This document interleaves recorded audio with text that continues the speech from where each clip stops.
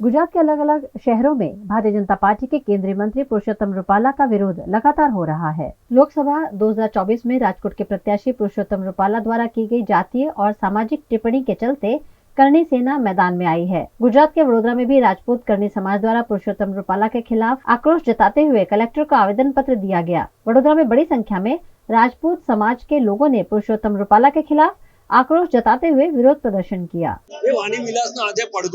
ફક્ત જામનગર કે રાજકોટ ખાતે નહીં પણ તમામ ગુજરાતની અંદર અને પૂરા ભારતની અંદર આનો પડઘો પડશે, કારણ કે રૂપાલા સાહેબે જે વાણી વિલાસ કર્યો છે, બહેન બેટીઓ પર આજે જે કોમેન્ટ કરી છે, એ કોમેન્ટને લઈને આજે તમામ ક્ષત્રિય સમાજ તો ઠીક છે, પણ અમને ક્ષત્રિય સમાજ, ક્ષત્રિય કોમને લઈને ચાલનારો ક્ષત્રિય સમાજને આજે અમે બરોડાની અંદર કલેક્ટર સાહેબને ફક્ત ઔપચારિકતા માટે વડીલોના આદેશ પ્રમાણે અમે કલેક્ટર કચેરી આવેદન અપાયા છે। અમારો એક ઉજળો ગૌરવવંતો ઇતિહાસ છે, ઇતિહાસ રાજપૂતાનો છે। રાજપૂતોએ સમર્પણ બલિદાન પોતાના માટે નહીં પણ અન્ય માટે આપેલા છે, તો એવા ઉજળા ઇતિહાસને આવી રીતે રૂપાલા સાહેબ ટિપ્પણી કરી અને અન્ય સમાજમાં ઉતારે એ યોગ્ય નથી। અને રાજપૂત સમાજના રાજપૂતાણી બહેનો વિશે કીધું છે, એટલે રાજપૂતાણી બહેનોએ તો જોહર કરેલા છે, જે એના મૃતદેહ પછી અન્ય કોઈ વ્યક્તિ એના દેહને ન અડી શકે એવા રાજપૂતાણીઓને જો તમે બેટીને રોટીનો વ્યવહાર કહો તો તમે ક્યારે પોખાવા ગયા હતા? અહીંયા તમને ખ્યાલ છે કે આ વસ્તુ સાચી છે? ઇતિહાસ ન જાણતા હોય તો ઇતિહાસનું પહેલાં ડૉક્ટર જયેન્દ્રસિંહ જાડેજા સાહેબ પાસે ટ્યુશન રાખો અને ઇતિહાસ વિશે પછી વાત કરો, અને એક સમાજને આગળ લાવવા માટે બીજા સમાજને નીચે ન उतारो। गुजरात की देवभूमि द्वारका के कल्याणपुर में भी पुरुषोत्तम रूपाला के खिलाफ राजपूत समाज का आक्रोश देखने मिला। राजपूत समाज लगातार पुरुषोत्तम रूपाला को राजकोट से हटाने की मांग कर रहा है और अगर रूपाला को हटाया नहीं गया तो भारतीय जनता पार्टी के खिलाफ वोटिंग करने तक की बात कही जा रही है। इस मामले देवभूमि द्वारका के कल्याणपुर में बड़ी संख्या में क्षत्रिय राजपूत समाज के लोगों ने एकत्रित होकर मामलतदार कार्यालय में आवेदन पत्र दिया। જામકલિયાપુર તાલુકા રાજપૂત સમાજ વતી આવેદન પત્ર મામલતદાર સાહેબને પાઠવેલું છે। એના અમારું એક જ છે કે ભાઈ અમારે રૂપાલા સાહેબની કોઈ પણ સંજોગોમાં ટિકિટ રદ કરો। જો ટિકિટ રદ નહીં થાય તો આવતા દિવસોમાં ઉગ્ર રાજપૂત સમાજ એકત્રિત થઈ અને ઉગ્ર આંદોલનો થશે અને ટિકિટ રદ કરવા માટેના પ્રયાસો રહેશે। गुजरात के भरूच में भी राजपूत समाज का विरोध प्रदर्शन देखने मिला। राजपूत समाज ने कलेक्टर कार्यालय के बाहर एकत्रित होकर पुरुषोत्तम रूपाला के निवेदन का विरोध किया। इस मौके पर पुरुषोत्तम रूपाला के पुतले का दहन करने की कोशिश भी की गई, जिससे पुलिस ने नाकाम बनाया। यहाँ भी राजपूत क्षत्रिय समाज पुरुषोत्तम रूपाला को उम्मीदवार के रूप में हटाने की मांग कर रहा है। અમારા સમાજ વચ્ચે જે રૂપાલા એ અનેક વાર ના બોલવાના શબ્દ બોલે છે, એમની અજ્ઞાનતા છે, એ યા તો જાણી જોઈને કરેલું કૃત્ય છે।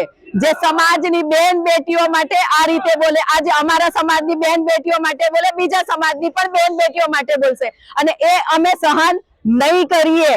હવે પછી જો રૂપાલાને ટિકિટ આપવામાં આવશે ભાજપ તરફથી તો અમે એનો વિરોધ કરીશું અને દરેક ક્ષત્રાણી હવે મેદાનમાં ઉતરશે અને રૂપાલાનો વિરોધ કરીએ છે, કારણ કે હંમેશા અમારા સમાજે બીજેપીની હંમેશા પડખે રહી અને વોટ આપ્યો છે અને જીતાવ્યા છે સરકારને, પણ હવે અમે નહીં ચલાવી લઈએ, બીજેપીનો પણ બહિષ્કાર કરીશું। હું પણ હંમેશા એ જ કરતી હતી કે બીજેપીને વોટ આપો, સારી સરકાર છે, પણ આ રીતે પરેશ રાવલ પણ આ જ રીતે બોલ્યા અને પછી માફી માંગે છે, તો શું આ વસ્તુ અમે એમને બે લાફા મારીએ, બધી સતરાણી બે લાફા મારે અને પછી કહીશું સોરી સાહેબ, તો શું એ યોગ્ય છે? તમે જ કહો કે યોગ્ય હોય તો અમને જણાવો કે યોગ્ય હોય તો લાવો અમારી સામે અને અમે એમને લાફે મારીએ। અને જો એને ટિકિટ આપશો તો અમારો ક્ષત્રિય સમાજ ઓલ ગુજરાતમાંથી એમનો વિરોધ કરે છે। જ્યાં પણ ઓલ ગુજરાતમાં કોઈ પણ જગ્યાએ એમને ટિકિટ આપવામાં આવશે તો એનો બહિષ્કાર કરીશું અને એનો જવાબ એમને આ ચૂંટણીમાં ખબર પડશે।